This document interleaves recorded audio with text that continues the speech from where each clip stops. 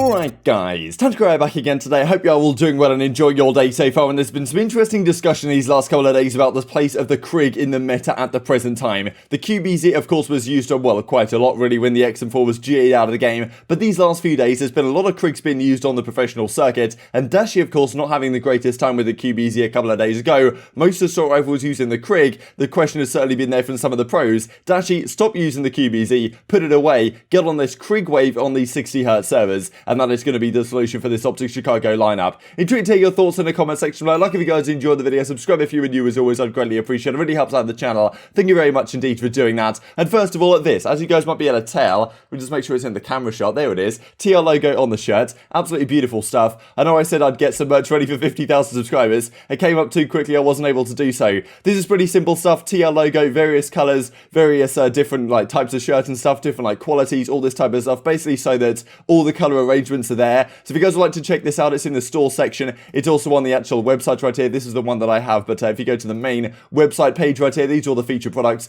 I will get something made at some point, like some more actual design to go in the center of the shirt, something a little bit more snazzy, but yeah, for now, honestly, I think these are really nice, and well, this is the one that I have. I think it's this color, whatever they call it, royal blue, or something of that effect. That's what I've got on right now. So yeah, if you want a new way to support the channel, this is a way to do so in the store section of the channel. Also, the link will be down below. If you guys would like to check it out, browse through, all the different color options are there, and honestly, this is really good quality, this premium one especially. Very much happy with it indeed. Let's get on with the video then. So this firstly from Trek, drop into the biggest battles in Black Ops when Gunless arrives next week, featuring the all-new 40-player hardpoint. I'm not really sure what their obsession is lately with, well, giving us games like this, or giving us game modes like this at the very least. 40-player hardpoint, what is going on? And I don't know, like ever since Warzone was a thing, they always seem to go down this train now, having just so many massive lobbies. Maybe with Battlefield coming out, they're kind of thinking, how can we compete with that to make sure we retain player base? As Clay says, can't wait to play this in the CDL, probably smaller than Arc Club from last year, and Miami, but yeah, Gunless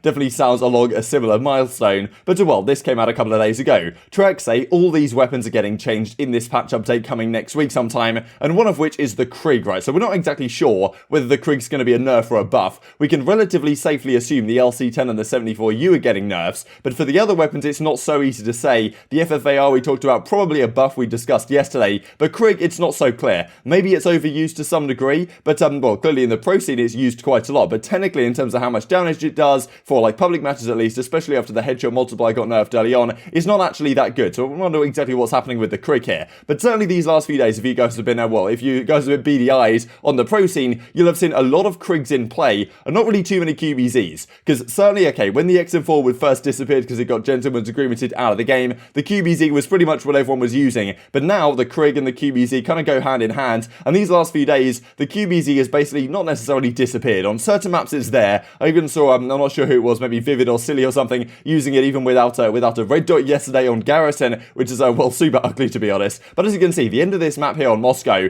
no, well, pretty much no QBZs in sight. All the players using Krigs, even like the flex players traditionally, not using that QBZ gun, the kind of do-it-all weapon, rather they're just pulling out a Krig or, you know, or a 74U. And this is actually what Parasite talked about the other day. He quite likes as a meta, the idea that, okay, you can actually just have two weapons, and the flex player has to use both on certain occasions. Now, that's pretty much what's been happening in the last couple of days. We saw yesterday as well the Subliners versus the Los Angeles Guerrillas. We did see a couple of players on the map using the QBZ, but mostly it's Krigs on the map. And certainly we saw it in the Minnesota Rokkr versus OpTic Chicago series of a couple of days ago. Where on this, well, on the final seconds of this map, we even saw Attach pick it up and use it for a little bit on the raid control. But on the raid hardpoint map 1, Attach has the SMG in hand, but Priestahh on that now second assault rifle role. You would imagine on a map like raid, I mean, some of the line of sights are pretty long, of course, but well, most of the time you're actually in relatively close quarters. But it's Priestahh right here using the Krig, accuracy of course using the Krig as well, and you can see right there in the kill feed, Dashy gets one kill with the QBZ before the game finishes. And the discussion has been these last couple of days that on these 60Hz servers that the pros play on, I mean, of course there's been a lot of frustration, and for good reason, from the likes of Slasher saying, okay, why are we playing on these 60Hz servers in the pro games, but actually when we practice we can't play on them. And that's kind of what some of the amateurs have been getting at. We'll have a look at here in a second. But supposedly on these pro servers, the 60Hz servers,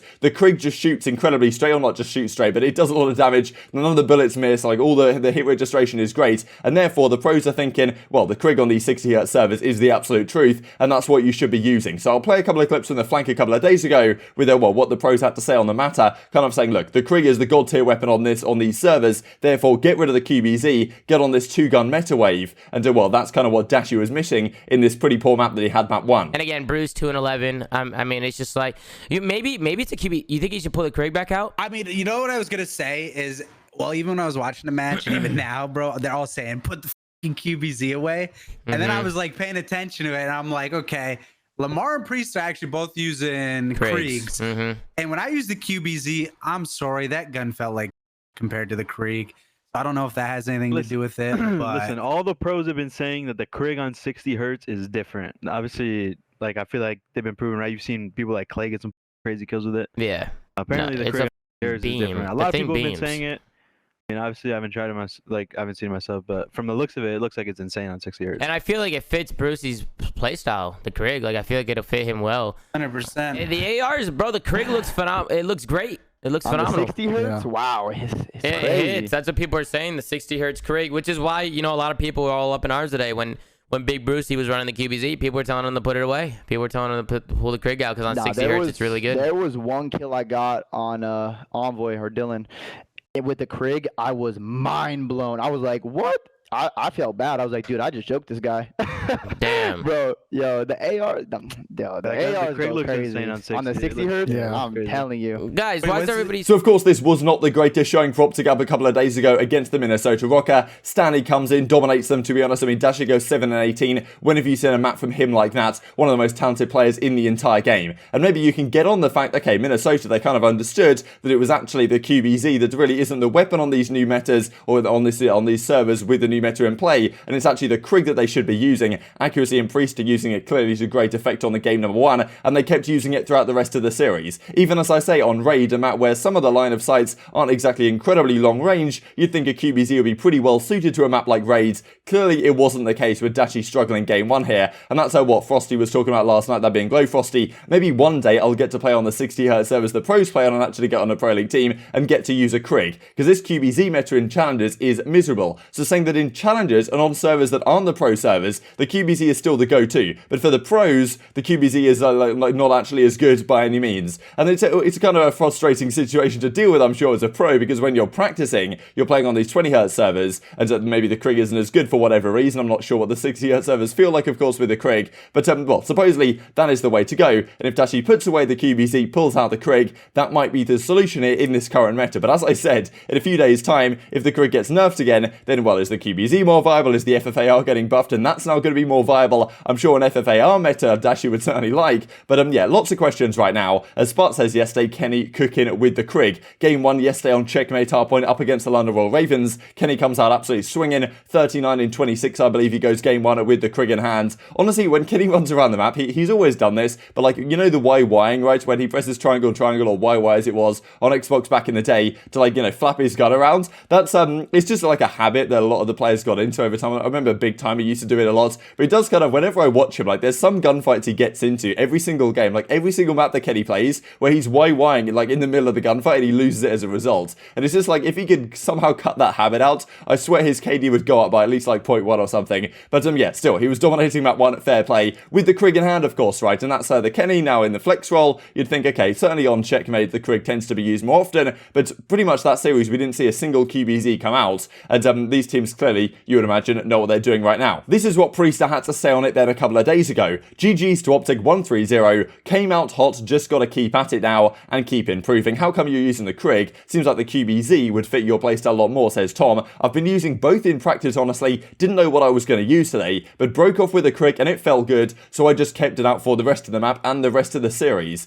And well, that's pretty interesting stuff. Few things to finish off the video here as well. And of course, OpTic play their next match up against FeLo Mutineers on Sunday. That's well, it's going going to be a massive one. We'll have a look at exactly how the standings lie up in the groups here in just a couple of seconds. And there's a lot to say on this, to be honest, because there's so many implications of these matches over these next couple of days for how the major seeding goes. And of course, major seeding has major implications for how the actual tournament goes, because of course, Atlanta FaZe and Dallas Empire, the #1 seeds in both groups last time around, were the two teams that made it to the grand finals. This I thought was pretty incredible that Zed quote tweets right here. The stage 2 week 2 control KD leaderboard so far. Paulix with a 5.3, Dillicod 2.7, Shorty with a 2.4, Zed with a 1.6, and yeah, all of them at the top of this leaderboard. I mean, that game they had against 100 Thieves yesterday, you're not going to see that again anytime soon, I imagine. 100 Thieves certainly need to watch the VOD on that one to figure out exactly what went wrong. This is pretty funny as well. Joey Nubsy manages to get placed in advanced. I don't really know like what's going on, because I got put in Masters once, and ever since then, even if I get bodied in the placement games, they still put me in Masters. So I'm not really sure like why I'm still to be just stuck in Masters. I guess I'm just the best player in the world. But yeah, Joey Nubsy gets put into advanced, and Octane says my professional Call of Duty League coach is in advanced in league play. Of course, Joey Nubsy also technically signed as their substitute, even though I'm sure that wasn't his decision. And well, still we haven't had any word on if Seattle are actually going to pick up a substitute like Minnesota have now done, clearly to great effect. And maybe that will be necessary for Seattle at some point in the season if they don't have the greatest time. But certainly we can see them having a much better performance, as they seem to have improved quite significantly these last couple of weeks. We get this from Looty as well. I'm fully convinced that certain camos are better than others. No one will convince me otherwise. Diamond Krig almost as clean as this control round. So apparently the Diamond Krig is the way to go. I mean, completely beaming across the map right here. You know, looking like a killer sloss on the timeline. But yeah, don't know if you guys have any thoughts on this. Of course, you guys might have noticed now in the Pro League matches that they're actually all using the team camos. I'm not sure whether those team camos are just overlaid onto the game. I'm pretty sure that's how it is, because the skins that they wear, I'm pretty sure that's just somehow they have a way to do it in post-production, so that it looks like they're wearing the skins, but actually all they're wearing is the default character models, and then it just like overlays that in the post-production somehow. So I think that might be what's going on with the camos, that they're just not using any camos at all, and therefore over the top of it in post-production somehow they can then put on the team camos they're using. So that's when you've seen like Silly using the zipper and stuff. They've probably been like, yo, just take it off and don't run anything, and then it actually makes sense on the back end for us. But that was a bit of a tangent. Let's talk about the standings right now. I don't really know how often they put these up on streams. I wanted to mention them for you guys because this is really where it comes interesting. Group A, Atlanta FaZe and Royal Ravens both 2-0. I remember I did a tweet when Ravens beat Gorillas saying like, you know, Ravens looking like Atlanta FaZe on the map right now. And what do you know? They've got exactly the same map count now. You know, whether this will hold up when they actually play each other in the league, which I believe is going to be next week, then well, that remains to be seen. But Subliners at 2-1, Thieves now at 1-2, and today, guess who they play but Atlanta FaZe. Now, if Thieves go 1-3, as we expect them to, then I'm not even sure they can make it out into the winners bracket, or things would very much have to go their way. They'd have to win their final series against LAG, and then they'd have to hope for some tiebreakers to go their way. Because if you think about it, let's say they finish 2-3, the worst Ravens can finish is 2-3, and if Subliners beat the Ravens tonight, I mean, they'll be 3-1, so like, you know, basically they're hoping for some sort of two-way tiebreaker, but the problem is they lose the tiebreaker to Subliners, and they lose the tiebreaker to Ravens, and they lose it to FaZe if they lose today. So I'm not really sure there's a world in which maybe there's some crazy three-way tiebreaker where somehow they can just make it out on map counts, but it's going to be tough for Thieves to make it out in winners bracket at all if they lose today to FaZe. And if they come out and smoke FaZe, I'll mince my words and say, well, okay, Thieves are the truth, but yeah, maybe it's not going to happen, and if that doesn't happen, then we really have to have serious questions, right? Because if Thieves start in losers, they're going to have a tough time. I mean, yeah, I don't know, questions raising for sure, and then, well, the three matches we're going to have today are in Group A, but Group B is also very interesting. We've currently got a three-way tie at 1-1, and honestly, that match between OpTic and Mutineers is going to be a massive one, because if you think about it, OpTic are in a similar boat, in the sense that if they manage to find a way to lose to the Mutineers, they still have to play the Empire, and well, that's not going to be easy at all, and then we're potentially looking at a situation where a number of teams are struggling to find their way into the winners bracket for the major. These are the games for later today then, so Subliners Ravens, FaZe versus Thieves, and Ultra versus Gorillas. Honestly, the first series is really entertaining. I'm not sure who's going to take it. Probably should favour Subliners on paper, but Ravens have been looking great as of late, so I wanted to give them a great degree of credit. FaZe versus Thieves, as I say, it's tough to look past FaZe. And then Ultra Gorillas, this is, well, it's a tough one. Both these teams are 0-2 right now. I might just give it to the Ultra, but well, it's going to be a close fought affair. Intrigued to hear your thoughts on all this stuff in the comment section below. Check out the merchandise in the description box below and all that type of good stuff. Hope you guys enjoyed the video. If you did enjoy it, I'd greatly appreciate a like on the video. It really helps out the YouTube algorithm to know you enjoyed this content. Other people like you may enjoy this content as well, and I'm growing the competitive Call of Duty community. Thank you for watching as always. Take care, and I will see you next time.